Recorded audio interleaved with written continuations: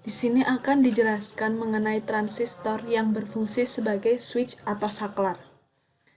Sehingga dalam pengoperasiannya terdapat dua keadaan, yaitu on dan off, yang membentuk sinyal kotak pada keluaran atau masukannya.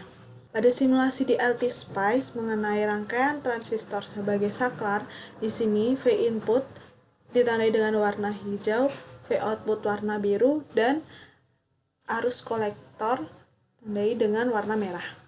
Kondisi pertama yaitu pada saat transistor membuat rangkaian menjadi open switch atau dalam keadaan off.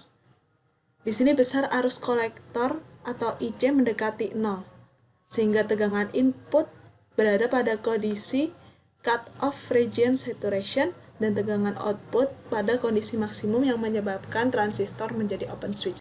Kondisi kedua yaitu pada saat transistor membuat rangkaian menjadi close switch atau dalam keadaan on. Di sini besar arus kolektor maksimum, sehingga tegangan input berada pada saturation region yang besarnya 2 volt dan tegangan output besarnya 0 yang menyebabkan transistor beroperasi sebagai close switch atau dalam keadaan on.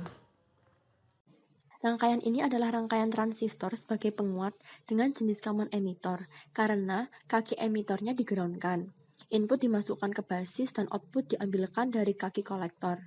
Nah, prinsip penguatannya adalah arus kecil pada basis digunakan untuk mengontrol arus yang lebih besar dari kolektor.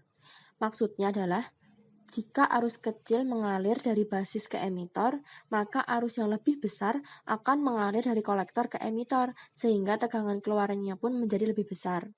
Nah, hal ini tuh dapat dibuktikan dari hasil praktikum sebagai berikut. Dari grafik, terlihat nilai arus yang terukur pada kolektor rangkaian sangat kecil nilainya, yaitu hanya sebesar 1,85 mikroampere. Sedangkan arus pada kolektor yang terukur itu besarnya adalah 580 mikroampere.